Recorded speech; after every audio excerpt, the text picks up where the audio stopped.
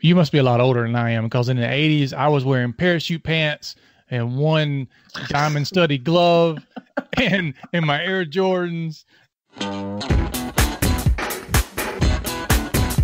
You're listening to the Help Me with HIPAA podcast, where HIPAA and humor collide to make learning fun. Your delightful hosts are Donna Grindle and David Sims. Relax, HIPAA help is on the way. Hello, Donna. How's it going today? It's going great, David. Awesome. So today we're going to bring another awesome podcast to the people who are listening, and we're going to talk about eating elephants. So, so you wonder what eating an elephant has to do with HIPAA compliance. So as the saying goes, how do you eat an elephant? And the answer is one bite at a time. And what a lot of people try to figure out is when they look at HIPAA and how big it is and how broad it is and how they do this compliance thing, they get overwhelmed. And that's probably the one word we hear all the time is I'm overwhelmed, or this is overwhelming, or it's too much. And like anything in life, if it becomes overwhelming or it becomes too much, a lot of people just choose to ignore it or hope that it'll go away or stick their head in the sand. So we're going to kind of break down some things in today's podcast, and we're going to break those down into bite-sized pieces so that we can show you how to deal with HIPAA a little bit at a time. Very good, David. You like nice that? Introduction. So let's talk about, give us a definition, because as we go into talking about HIPAA compliance, one thing that's kind of it's really an overused term, but it's something that kind of came from the powers that be. And that term is a culture of compliance. So if you hear anything about HIPAA, or if you read a lot about it, you will run across that phrase a lot. So give us a little overhead view of what that means. Well, it's an organization where compliance is a regular part of what the entire workforce thinks about. So just like the company culture where people have a relaxed culture or they have a very conservative culture, a culture of compliance means that it's part of everything that you're doing and not something that you do whenever somebody thinks of it. Okay. That work for you? Yeah. So it would be something that you integrate into everything that you're doing. Yeah, it's kind of like the dress code. Back in the 80s, everybody wore business dress, and you had the how to dress for success and all of that stuff. And then came business casual Fridays, then casual Fridays. And over time, the culture's changed so that a lot of offices now, in fact, the majority that we work with, don't have that formal conservative dress for success anymore.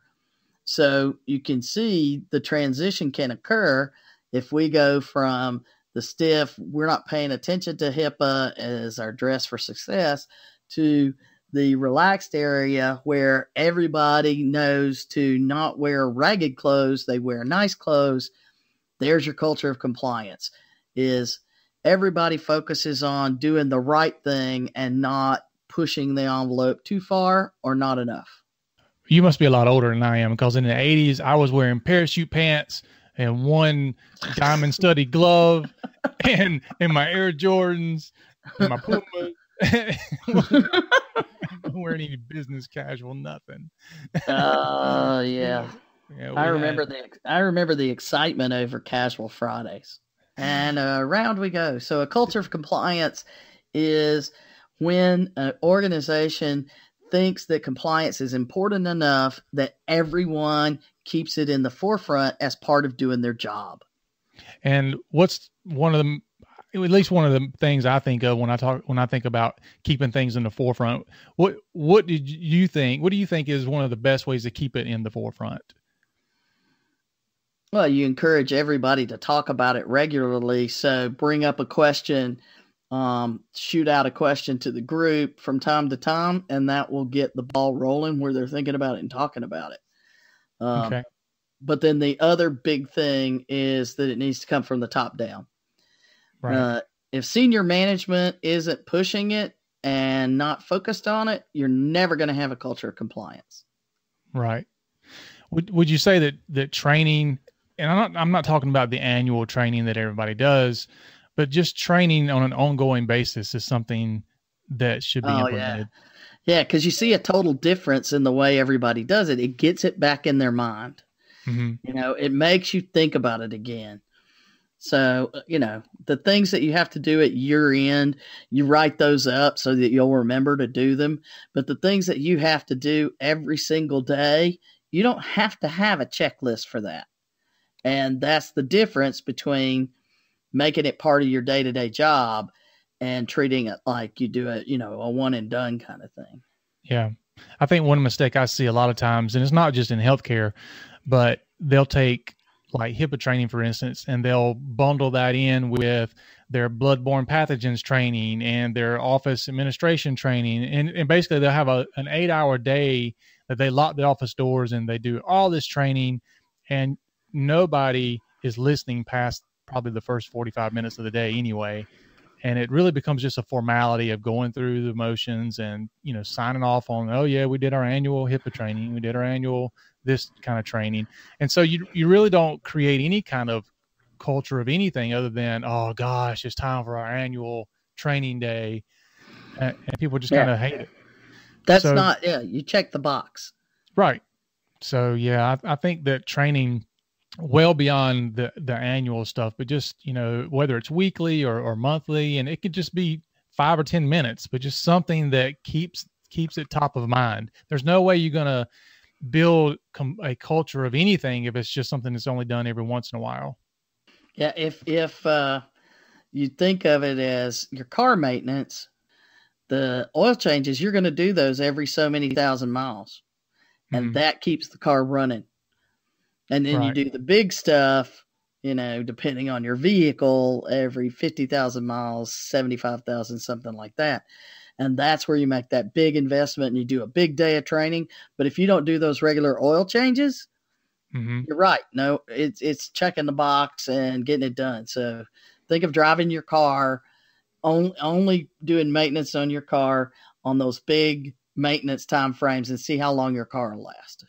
Right. I don't think it'll make it to the 50,000 miles. Right. And it's worth reemphasizing what you brought up earlier too, which is senior management, the upper echelons, they need to be involved in this. Oh yeah.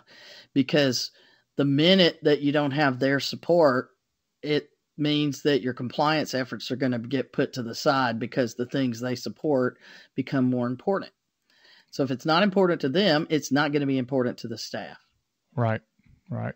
So what type of ways do you think that practices can build programs that reward compliance?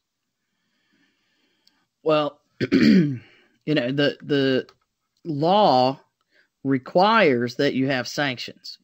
Mm-hmm. So a part of the law says you have to have a punishment for not following your compliance policies and procedures.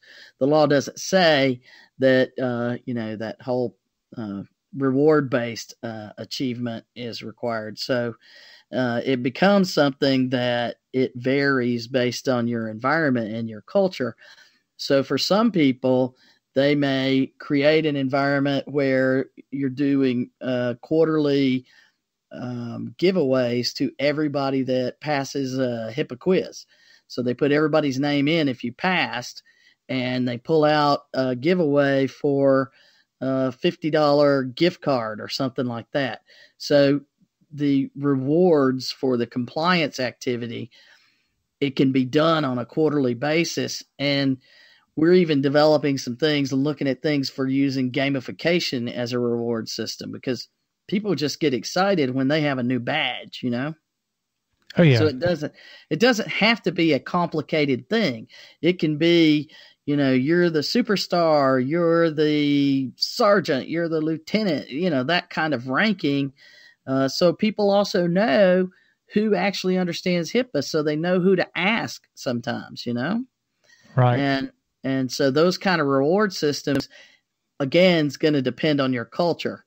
But whatever reward system you use in your culture, tying HIPAA into it can be done in many ways. Yeah. Down to the simplicity of, well, you got caught doing something really good with your compliance. I'm so impressed that you worried about this and you made sure this happened. I'm going to put your name in the hat for the next drawing. So that's how you get your name in the hat. And you get your name in the hat with all these other things and have a drawing is one of the most simple ways to do it and low cost. Right. Yeah, those are good ideas. And like you mentioned, people like being rewarded, not just monetarily, but sometimes just with recognition or, like you said, the badges and things like that. So that's those are good ideas as well. And it's also good to recognize that it's not always looking for what they did wrong and punishing them for it, but also look at what they've done right and rewarding for it. Well, and yeah, a lot of people will notice more if you recognize what's done right, then they'll notice you telling them they did something wrong. Right. Always the case. Let's talk about technology reviews. What's your take on those? Well, if everybody knows technology changes all the time now. Most people believe that.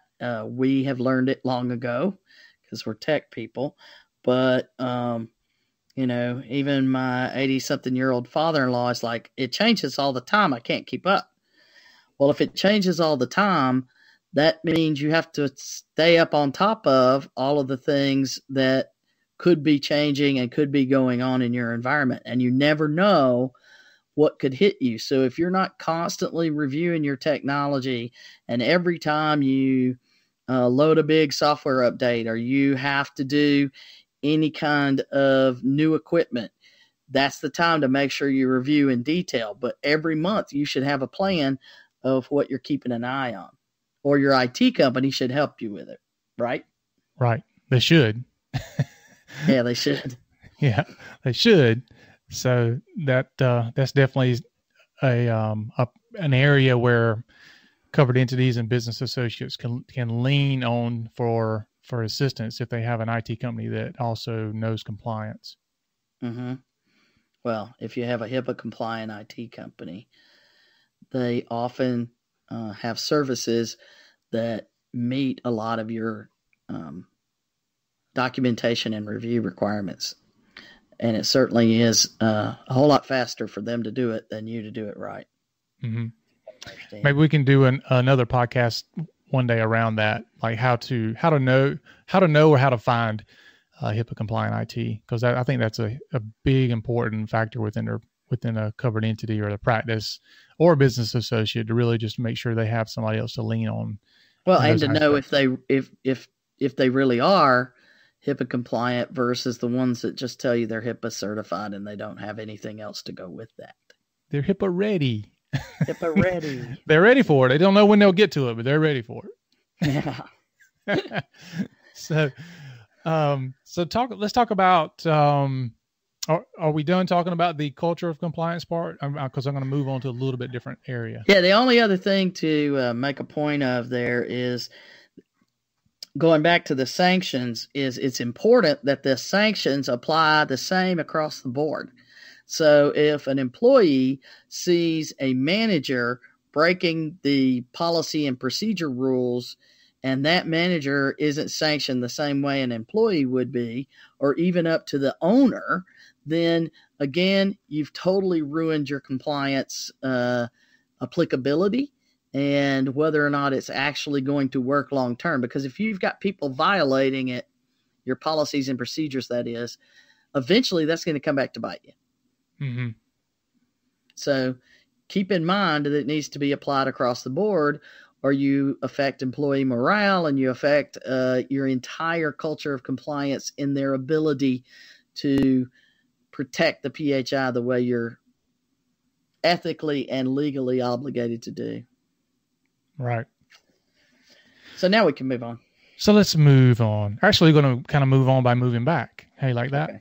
So in the opener, we talked a little bit about breaking HIPAA down into smaller bites, and that way we could tackle it a lot easier because we're not looking at the big picture. We're really digging down to one little element at a time. So let's talk about that some. What are some things that we can do to really break HIPAA down into smaller bites? Okay, well, I'll hit on, let's break it into 5 different project areas. That's good because that's all the fingers I have on one hand. Yeah, there you go. So it takes one hand to do HIPAA. One hand behind my back. That's right. I can do it with one hand behind my back. So we break it into 5 different areas. One is document management plan. Clearly, that is key because OCR, as we mentioned before, they say, don't just tell me you're compliant, show me, prove it. They need to see documentation that shows this ongoing activity and it's really happening. And if you don't have a method for managing all that documentation, not just your policies and procedures, but this ongoing activity is documented properly, if it's just scattered about in emails and stuff, somebody asks you for it and says, give this to me in 10 days, you're going to be frantic. So, and miss some stuff. So have a plan for managing all of the contracts, all of the things. So that's step number 1, project number 1. Project number 2 is business associates, managing them. And that's a story all to itself. And then guess what the other 3 are, David? Let me guess. It probably has something to do with the 3 rules that go into the HIPAA. There it is. So we're looking at privacy rule, Yep.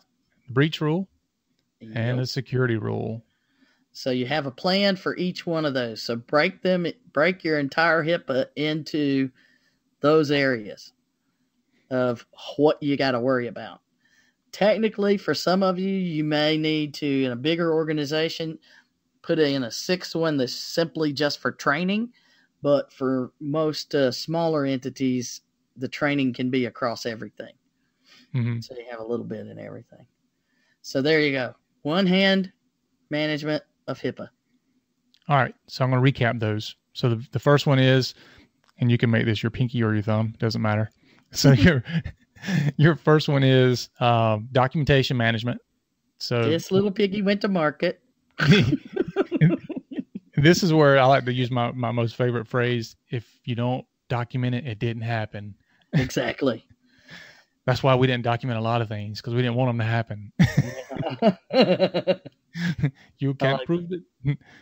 So we got to have documentation management, and actually that's kind of a big deal. You know, just documenting things is hard enough, but managing that documentation is another task in and of itself. Mm-hmm.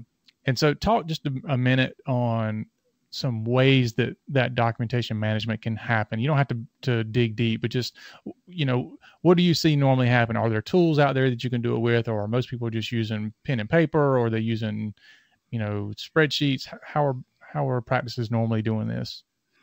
I'm sure there's probably people that are using pen and paper, but I don't run into them. They probably don't talk to tech people a lot. And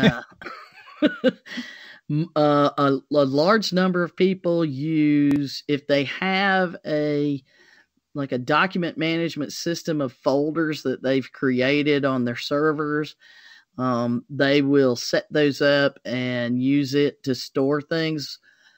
And you've got to be sure. I tell people that are like, I'll just use my system I already have. You have to be sure that you're not just, okay, well, I stored my policies and procedures so I can go find them, but you have to have a plan for where's my audit logs, where's my assessment logs, where is my review log, and how am I being triggered to do those things to make sure the documentation's in place. Don't just worry about the policies and procedures. And you can do the documentation itself. You can do it in an email as long as you're making sure they're stored in a way that everybody can get to them if they need them, and that it's properly added to your policies and procedures when those things happen. The use of a spreadsheet is generally the thing that a lot of folks are comfortable with, and they use a spreadsheet. But keep in mind, again, you've got to be able to find these things. So you need to be pretty adept in how you organize it.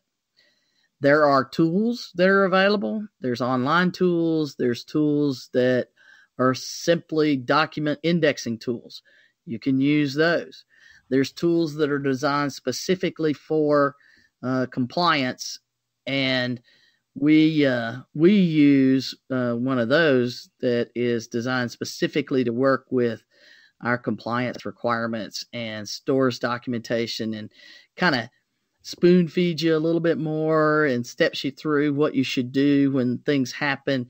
Those tools, the more expensive, of course, the more luxurious it becomes, but those are the best ways, in my opinion. But then I'm a software person. I totally get it. And I think that there's an app for that, and you should be using it properly. Well, as with anything, if it's easy to do or easier to do, then you're more likely to do it and more likely to stick with it. Exactly. And so some people feel more comfortable one way than another, but the important thing is, even if you're comfortable with it, make sure you're doing all the things you're supposed to be doing with it, no matter what you're using. Right. So in the vein of sticking with things, let's talk about self-motivation. Taking the bite out of this huge thing called HIPAA is going to take some motivation. It's going to take, especially if you're the privacy officer, and it's kind of your responsibility to get some of these things rolling. What are some things that a privacy officer, or even just an employee, what can they do to keep themselves motivated to tackle these elements? Well, the privacy, security, compliance officer, any of those things, they're the ones that are going to be dealing with the work of HIPAA. Because to me, there's the work of HIPAA, and then there is the actual implementation of HIPAA, and that's what all the workforce is involved in, is actually performing the task and following the policies and procedures, and that's where you get into the training and the audits and pieces. So you need to approach both areas on a regular basis in order to move forward. It's one of the big things that we do in our company is you've got this huge, overwhelming task, and everybody, it's human nature to go, shut down. Look at that big mountain. I can't climb it. Or that hill. I can't climb it. Or this stack of papers. I can't get through it. Well, we break it down, and the first question you ask is, but if you were going to, what would be the next step? Just the next step, not the whole thing. Well, the next step is to take a step towards the hill or the mountain, or lift a piece of paper. Mm-hmm. So what you need to do if you're in those positions is you break it down. You say, okay, well, the next thing I need to do is I'm going to work on my security policies. Okay, the next step to work on your security policies is to find what you have. So do that. Then once you find what you have, it needs to go through them. So once a week, I'm going to go through a policy or two. Start with anything along those lines where you can break down whether it's a policy and procedure review, or evaluating your BAs, or go into a training class, or creating a training class, or conducting one. But you take all of that big, massive pile of HIPAA and break it down into one thing you're going to accomplish, and what's the next step.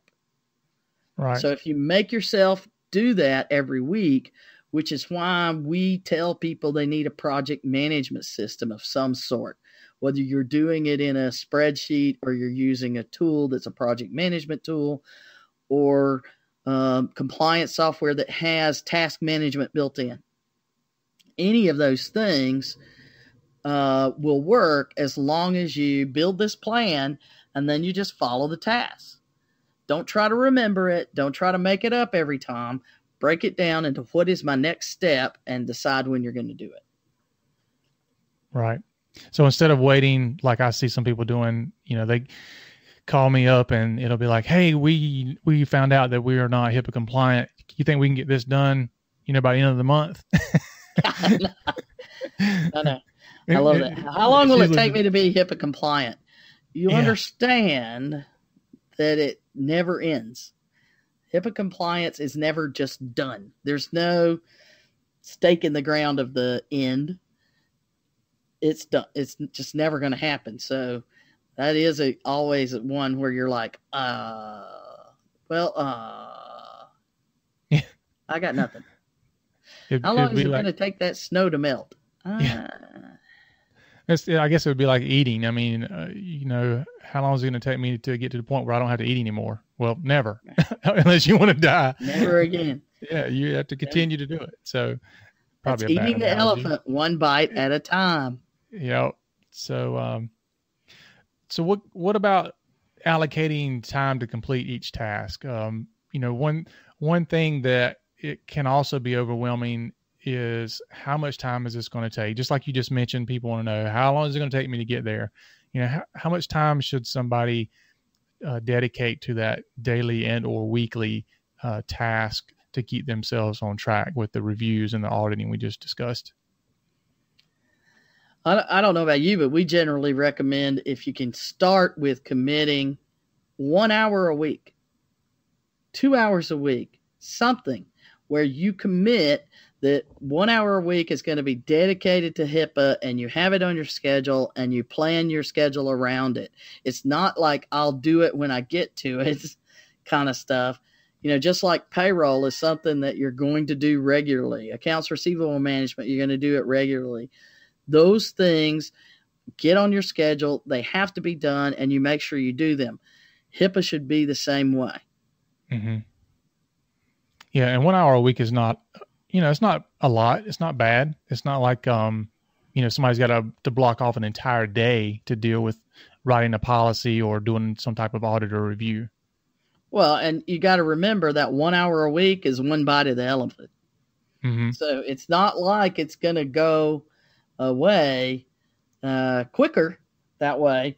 But at least if you start at that, then it'll start to build a habit. You'll start to make progress. It'll be easier to approach the project, and you won't have that overwhelmed feeling because you continually know what's my next step. And after you get several of those weeks under you, you've built a habit, you've made some progress, and now you know exactly what you're going to do to accomplish project A, Mm-hmm. So you get one little accomplishment. Cheer for yourself. Woo! Yeah. Office party. Yeah, there you go. I got 2 BAA contracts signed. I got 2 BAAs handled with due diligence. Party. There you go. Order some pizza. Yeah. So I think you hit one word that you mentioned several times, and I think you hit it on the head, was creating that habit. So, the first couple times, maybe the first several times that you do it, it's not going to be habit. It's going to have to be something that you have to force yourself to do. But after a while, it will become a habit, and you will get better at it. And before long, you're looking back and you're going, wow, I got a lot done, and I'm well on my way to having all this compliance stuff not completed as far as being done, but completed as far as being on that first step of having the policies and the procedures and the auditing and the reviews kind of behind you so that you can move forward to the next step. Absolutely. There was a time where people, believe it or not, I know it was, when dirt was young, but people didn't think they needed email. That I don't need email. I don't need internet connectivity to run my business. And today, if you're cut off from email, the world will come to an end. If you listen to people, it's like, I can't do email. I can't function. Well, you have your phone, right? You can pick up and make a phone call that you need to. But no, I need email. Mm-hmm. So it's the same thing that people developed that habit that they needed to log in every day, because so many people in the beginning would tell you, I'd say, I sent you an email, and they'd say, oh, I forgot to log into that. Today, those same people, because I still know them, they're old too, like me. Those same people will say to me, I sent you an email and you haven't responded, and it's been an hour. So I called. It's been an hour. or my favorite, didn't you see that I sent you on Facebook? I'm like, no. Yeah, now I got to check 20 different places before you find all of the messages. Right. Yeah. So now you have all the social media accounts and the email. And if you're like, I guess, I don't know if I'd say most people I know, they have multiple email accounts. So they're having to check all these things. So it's a crazy mess. Yeah. Voicemail is almost obsolete. Yeah, that's right. Honestly, I might get one or two a week, maybe. Mm-hmm. So yeah, you're right. People shoot those emails in a heartbeat though. Mm-hmm. So let's recap. We talked about culture of compliance, and we talked about taking small bites out of the HIPAA elephant so that we could be able to accomplish it because we're breaking it down into smaller tasks. And that's not rocket science, but it is good strategy. And we talked about, as far as the parts that we need for the compliance, to, number one, get senior management involved. They should be part of it. They should support it. They should be included in it, not sitting back in their office when training's going on, but actually being involved in it. It needs to be integrated into all their training and education that's done for the workforce. And we talked about building programs, not just programs for sanctions, but also programs for rewarding compliance and good behavior, so to speak. And we talked about technology reviews and managing compliance with that in mind. And that every decision and project, any kind of addition or subtraction to your business has to have the considerations of compliance built into that. And then we broke down HIPAA into our small bites, and you broke it down into a handful of things, five things. Actually, you threw a sixth one at us just for people who might have six fingers. So we talked about cats. Yeah, well, yeah, there are in Key West. In Key West, there is at the Hemingway house. There's 6-toed cats. That's because of the crazy alcohol they have in Key West. They've been there. It's their own little breed in their own little community. 6-toed cats. You can see them in Key West. Okay, I'll take your word for it. So we talked about the 6-toed cats and the 5 things that you have to do for HIPAA, and we talked about documentation and the management going on around that. We talked about keeping up with your business associates. And we won't abbreviate that, but you can probably figure it out. Then we talked about privacy, we talked about security, and we talked about the breach rule and managing all 3 of those as well. So not trying to do all at one time or tackling all 5 at one time, but take one, grab it, do a little bit, get it done, then move on to the next one. And then we moved on and talked about motivation. And we talked about how it would be best to motivate yourself by doing this a little bit each week and jumping into doing a policy and procedure review or a business associate audit or a procedure audit or training class, any of those things like that, and just spend maybe an hour a week trying to do something little so that over the course of time that you can get all this done, and to allocate that time each week and schedule it in. And for me, we talked about if it's not in writing, it didn't happen. For me, if it's not on the calendar, it won't get done. I can promise you that. If it's not in my calendar, you can hang it up. My wife asked me the other day, she's like, did you take the kids to their dentist appointment? I'm like, did you put it on the calendar? Because if you didn't, the answer is no. But fortunately, we didn't miss the dentist appointment, but we thought we did. No, but I did give him a bunch of candy.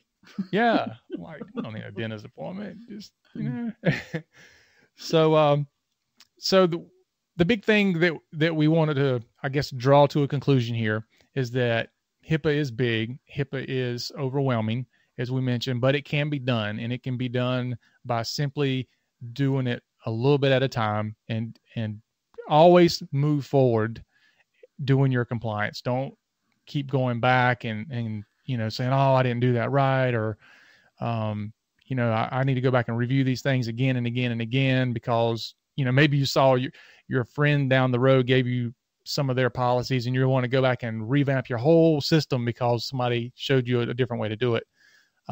You're never going to get it done if you keep doing that. You just got to do it and keep moving forward. And compliance, like you said earlier, compliance is never done. It's never completed. It's a continual process. You know, you always have to keep taking bites and eating and feeding the machine, so to speak, to get that compliance under control. And like I said, I hate using the word done because compliance is never done, but at least having it done for that day or having it done for that week.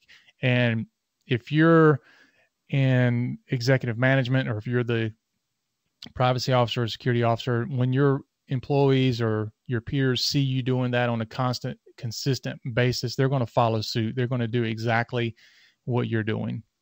So did I wrap all that up pretty good? Yeah, with a bow on top.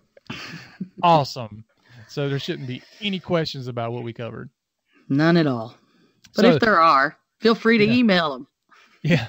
Well, since I sucked up the last 5 minutes, is there anything else you want to add before we close?